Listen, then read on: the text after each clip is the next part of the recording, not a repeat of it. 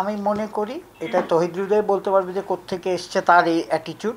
সৈকত ওয়ার্ল্ডের 10টা আম্পায়ারের মধ্যে একটা হয়ে গেছে, ডেফিনেটলি তার নিজের জন্যই হয়েছে। এটা তো অ্যাকচুয়ালি আনঅ্যাকসেপ্টেবল, কারণ আমরা সবাই জানি এটার সারা ওয়ার্ল্ডে কি হয়, যে আপনি আম্পায়ারের ডিসিশনের উপর কথা বলতে পারবেন না। আপনি আইপিএল দেখেন আর টেস্ট ম্যাচ দেখেন আর ইয়েতে দেখেন, আপনি যদি একটু কিছু শো করেন সেটার আগেনস্টেই আপনার চলে, এটা তো আরও গহিত অপরাধ, যে you are challenging and continuously you have challenged ফিল্ডে, যে এটা তারা চ্যালেঞ্জ করেছে। So it is not acceptable.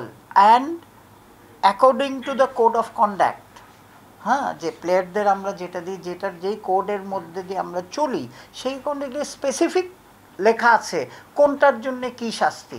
এটা লেভেল 2 শাস্তি দিয়েছে, বরং লেভেল 2তে আপনি ফাইন এবং ম্যাচ সাসপেনশন হতে পারে। আমার তো মনে হয় যে আমাদের ম্যাচ রিভিউ নমনীয় ছিল বলে ফাইন অ্যান্ড এটা একদম হাইস্ট লেভেলের অফ ব্রিচ করেছে। তো সুতরাং এইসব নর্মস অ্যান্ড কোড এগুলি কিন্তু আইসিসি থেকে দেওয়া হয়েছে, যেটা আইসিসি ফলো করে, আমরাও কিন্তু এটা ফলো করা হয়েছে। তো আপনি যদি আমাদের কোড অফ কন্ডাক্টটা প্লেয়ারদের এবং ম্যাচ রেফারি যেটা ফলো করে সেটা যদি দেখেন, তাহলে হি হ্যাজ ব্রিচড ইয়েতে। অ্যান্ড ক্রিকেটের জন্যে, ইয়াং একটা প্লেয়ার, ক্রিকেটের জন্যে, তার ভবিষ্যতের জন্যে this is not acceptable, and player হিসেবেও করা উচিত না। ভাই যেটা হয়েছে, মাঠে যে কাজটা হয়েছে সেজন্য তো শাস্তি পেয়েছে, কিন্তু তারপরে যে ঘটনা ঘটলো, মানে ফেসবুকে আমরা দেখেছি বা সোশ্যাল মিডিয়া দেখছি যে কথাটা বলেছেন, সব জায়গাতে তো এসেছে, যেহেতু একটা রেপুটেশনের সমস্যা হচ্ছে, তার মধ্যে এমন একটা কমেন্ট করা, এই জন্য কি আবারও কোনো ইয়েতে শাস্তি? এটাও কোড অফ কন্ডাক্ট আপনারা দেখেন 7.2 যে পয়েন্টটা আছে ওইখানে কিন্তু ক্লিয়ারলি লেখা আছে। আপনারা এটা অ্যাভেলেবল, আপনারা চেলেও আমাদের আম্পায়ার্স ডিপার্টমেন্ট থেকে দিয়ে দেওয়া হবে। ওইখানেও আছে যে তারা সে ব্রিচ করছে। এখন এইটা হচ্ছে আমাদের ম্যাচ রেফারি 36 নিয়মটা হচ্ছে 36 আওয়ারের মধ্যে তারা কিন্তু আবার রিপোর্ট করতে পারে। সো ডেফিনেটলি আমরাও আম্পায়ার্স ডিপার্টমেন্ট থেকে আমরাও এটার অ্যাকশানে যেতে হবে, because this is not a good sign for younger cricketers or any cricketers. হ্যাঁ, এটা আপনাদের বুঝতে হবে যে আমাদের এটা হচ্ছে পুরা ক্রিকেট ফ্রেটার্নিটির একটা ইমেজ। সো আপনি তার উপর আবার এটার সাথে আপনি কালকের ম্যাচ অফিসিয়ালস ছিল বাংলাদেশের সব all number 1 ICC approve match referee ছিল, আপনার এলিট প্যানেল যেটা ওয়ার্ল্ডের 10টা আম্পায়ারের মধ্যে একজন ছিল। হ্যাঁ, আর আমাদের বেস্ট ম্যাচ রেফারি যেটা 2 জনের একজন হচ্ছে Rahul. So who we are challenging, এটাই হচ্ছে আমাদের best resource. So this is very unfortunate. আপনি যেটা বলছিলেন যে 36 আওয়ার্সের মধ্যে একটা পরবর্তী কমেন্টের জন্য একটা হয়তো বা পানিশমেন্ট আসতে পারে বা এরকম একটা সম্ভাবনা আছে, মানে রুলস সে ব্রেক করেছে, মানে তার এই ঘটনার জন্য তাকে একটা শাস্তি দেওয়া হয়েছে যেটা হিট অফ দ্য মোমেন্টে করেছে। পরবর্তী যে কমেন্ট করা যে ধরন সবকিছু মিলে সেই শাস্তিটা কেমন হতে পারে সেটা যদি একটু সেটা ব্যাখ্যা নেই, সেটা আপনারা যদি আপনাদের কাছে দিচ্ছে, এটা পড়লেই আপনি ইন্টারনেটে যান বা আমাদের কাছে চান, ওখানে পড়লেই আমি পড়ে শোনাতে পারি। হ্যাঁ, আমি পড়ে শোনাতে পারি, যেটা চাইলে আমি পড়ে শোনাতে পারি, কিন্তু এটা একদম ক্লিয়ারলি লেখা আছে। মিঠু ভাই, একজন ইন্টারন্যাশনাল আম্পায়ার, একজন ইন্টারন্যাশনাল ক্রিকেটার কে আসলে আগে এগিয়ে থাকে? সেখানে ইন্টারন্যাশনাল আম্পায়ার, ইন্টারন্যাশনাল ক্রিকেটারের কোনো কথা না। ফার্স্ট রুল হচ্ছে umpire decision is final decision, number 1। Number 2, তো আপনি আম্পায়ারদের সাথে you cannot challenge their decision on field, inside the field you cannot do that. হ্যাঁ, এই জন্যেই কিন্তু ওভার দ্য ইয়ার্স দেখেন এই যে লগুলি এসেছে বা নর্মসগুলি এসেছে বা যেটাই বলেন আপনার, হ্যাঁ, এইগুলি এসেছে, কিন্তু এইসব ঘটনা হয়ে হয়ে হয়ে হয়ে হয়ে হয়ে আজকে আইসিসি একটা তাদের কোড অফ কন্ডাক্ট বানিয়েছে। হ্যাঁ, একটা ডিমেরিট পয়েন্টের সিস্টেম রেখেছে। আপনারা যদি কাগজ আমাদের কোড অফ কন্ডাক্টটা দেখেন, একদম ক্লিয়ার ভায়োলেশন অ্যান্ড আমাদের ম্যাচ রেফারি একটা স্টেপ এদিক ওদিক করে একদম কোড অফ কন্ডাক্টে যা লেখা আছে যা করা উচিত সেটাই ফলো করেছে। আপনারা ফার্দার কোন অ্যাকশনে যাবেন কিনা? একটু আগে বলছিলেন আপনারা আবারও অ্যাকশনে যাবেন, মানে আম্পায়ারের পক্ষ থেকে ফার্দার কোন অ্যাকশনে? না, আমরা তো মানে এটা হচ্ছে যে ম্যাচ রেফারিরাদেরই অপরচুনিটি আছে, আমরা এটার জন্য ওয়েট করি। ম্যাচ রেফারি অ্যান্ড আম্পায়াররাই ওই আপনি কোড অফ কন্ডাক্টের মধ্যেই আছে যে 36 আওয়ারের মধ্যে they can report again. So এখনও এই জিনিসটা এখনও ওদের কাছে, ওরা যখন আসবে সেটা। নাহলে আমিও আপনার ক্রিকেট অপারেশন সবার সাথে কথা বলতে হবে, দিস ইজ একটা young player, this is not acceptable, very very simple, this is not acceptable and এটা কাম্য নয়, এটা কাম্য নয়। আমার মনে হয় আমাদের গ্রেটার ইন্টারেস্টের জন্যে প্লেয়ারদের এটা তাদের যদি অজ্ঞতা থাকে, আমরা ক্রিকেট আম্পায়ার্স কমিটি তাদের জন্য একটা আবার ট্রেনিং সেশন, যদি কেউ এসে বলে যে আমি একটু রুলস সম্বন্ধে আমি অত অবগত না, দরকার হলে আমরা একটা ওয়ার্কশপ করতে পারি যাতে ফার্দার না করে। এটা কিন্তু করা হয় সবাইকে, কিন্তু সবার কাছেই কিন্তু এটা আছে, অল প্লেয়ার্স নো। হ্যাঁ, যে যখন আপনি ইন্টারন্যাশনাল প্লেয়ার হয়ে গেছেন তখন কিন্তু আমার নিজ দায়িত্বেই কিন্তু there is lot of norms, যে লোগো কি হবে প্যাডের, ব্যাটের লোগোর কি সাইজ হবে, ব্যাটের থিকনেস কি হবে, এগুলি সব কিন্তু একটা কোড আছে, বুঝছেন কথাটা? সো এটা যেরকম ফলো করছে এটাও ফলো করতে হবে। মিঠু ভাই, মানে আমরা যদি পাস্ট হিস্ট্রিগুলো দেখি, অনেক সময় দেখা যায় যে অনেক বড় বড় ক্রিকেটার, বাংলাদেশের বড় বড় ক্রিকেটার, যদি আমি বলি 2023-এর ঘটনা, সাকিব আল হাসানের ঘটনা, স্টাম্পে লাথি মারার, কিংবা এর আগেও তামিমকে দেখেছি যে বিকেএসপিতে আম্পায়ারদেরকে গালিগালাজ করা একেবারে ওপেন, এই যে এসব ক্ষেত্রে বিসিবি কখনো কোনো হার্ড অ্যাকশন নেয় নাই, বা তাদের এগেইনস্টে যে রিঅ্যাকশন মানে যে অ্যাকশনগুলো নেওয়া উচিত ছিল, যে শাস্তি দেওয়া উচিত ছিল সেটা দেওয়া হয়নি। সেই সিনিয়রদেরকে দেখেই কি এখন এই তাওহিদুদ্দয় বলেন বা জুনিয়র বলেন, তারা এখন মানে ওই আম্পায়ারকে যে যথাযথ সম্মান দেওয়া উচিত সেটা দিচ্ছে না, এবং শাস্তিগুলো দেওয়া হয়নি বলে অতীতে, এখনো তারা ওইটাকে আর কি মনে করছে যে খুব একটা বড় শাস্তি হবে না যেহেতু আমি ইন্টারন্যাশনাল ক্রিকেটার? এমনটা আপনার কাছে মনে হয় কিনা? আমার পার্সোনালি আমি মনে করি যে আপনার এটা তহিদুদ্দয় বলতে পারবে যে কোত্থেকে এসছে তার এই অ্যাটিটিউড বা প্লেয়ারদের, বাট আমি মনে করি ক্যান্সার যখন ধরা পড়ে তখনই যদি আপনি ট্রিটমেন্ট না করে ইট স্প্রেডস। তো সুতরাং এটা তো আগের বোর্ড, কাউকে আঙ্গুল দেখিয়ে লাভ নাই, যে পাস্ট কথা বলে লাভ নাই, কিন্তু আমাদের কথাটা হচ্ছে যে আমি ডিসএগ্রি করছি না আপনার সাথে।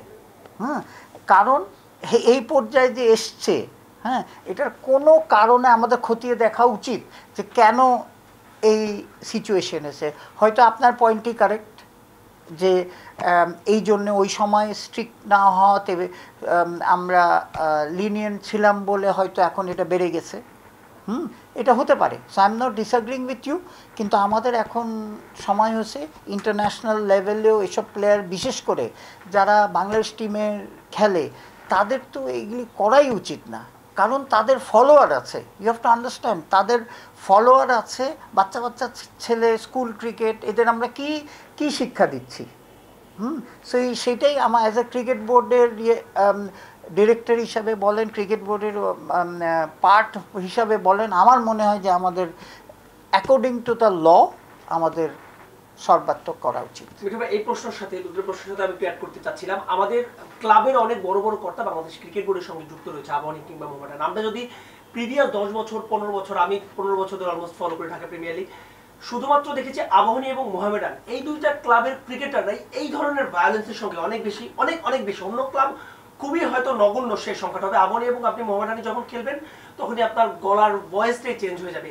এটা কি একটা ফ্যাক্ট কিনা বিষয়? আপনি আমার সঙ্গে এখন না, ডেফিনেটলি আবাহনী মোহামেডান তো আমাদের they have immense contribution to Bangladesh cricket, যেহেতু সাপোর্টার ভিত্তিক টিম এরা দুইটারই কিন্তু বিগ অ্যামাউন্ট অফ সাপোর্টার্স আছে।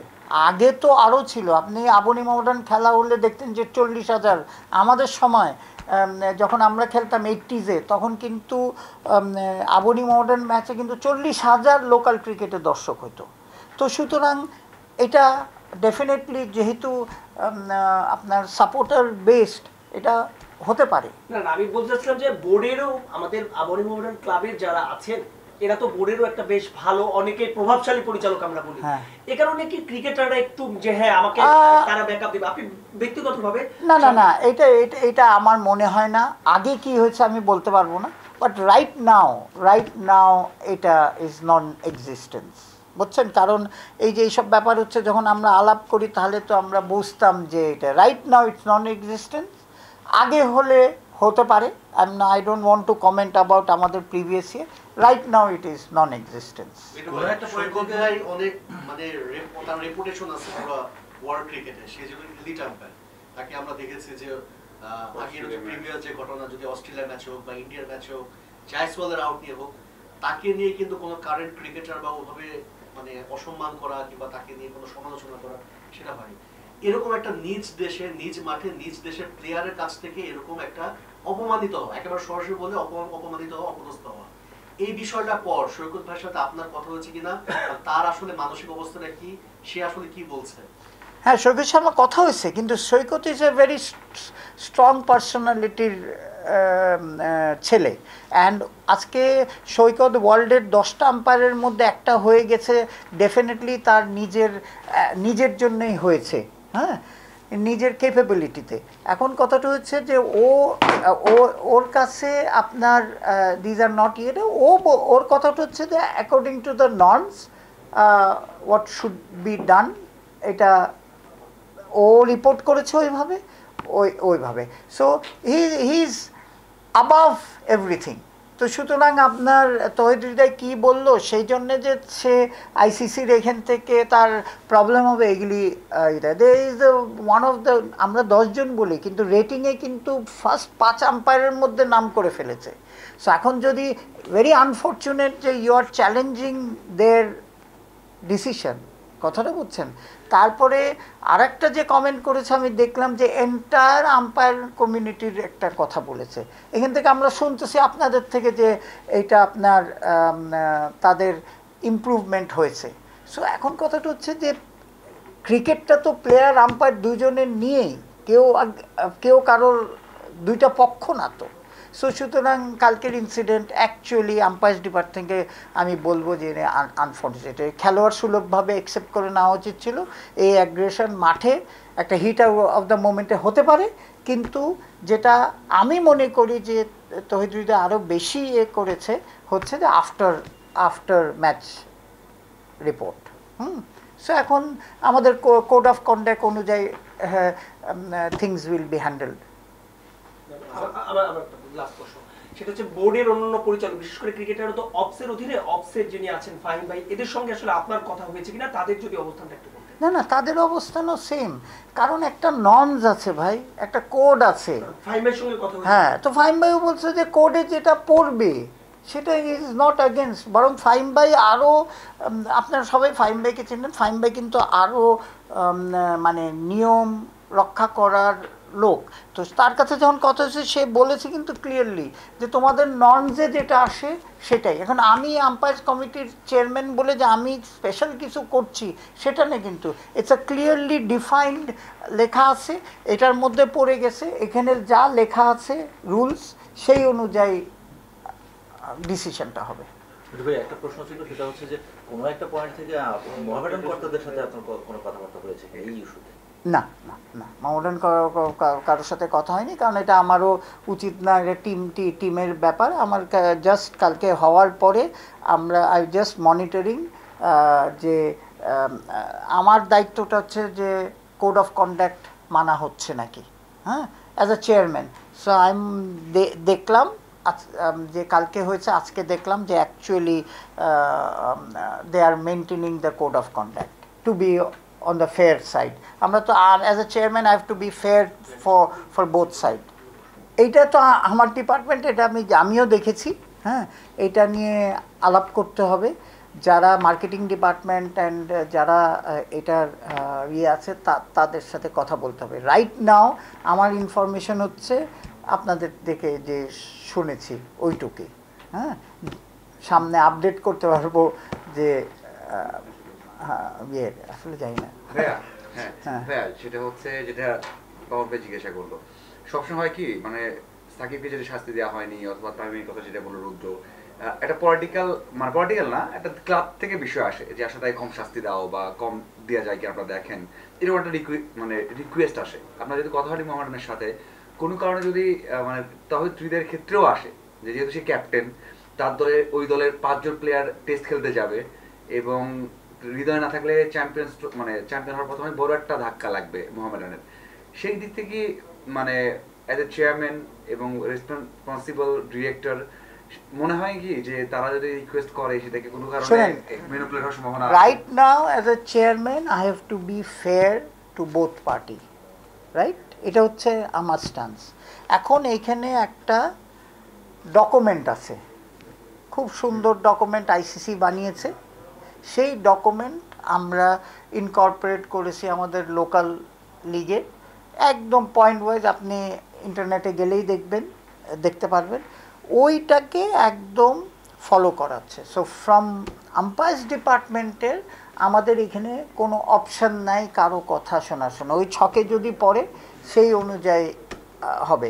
এটা যদি বোর্ড কিছু করে সেটা তো is a different issue, but as per our মানে জব আমরা এই ডকুমেন্ট ফলো করবে। এই ডকুমেন্টে যেই ক্লজে পড়বে সেই ক্লজ অনুযায়ী আমাদের তারা রিপোর্ট দেবে। তো আই এম ওয়েটিং যে তাদের রিপোর্টের জন্যে।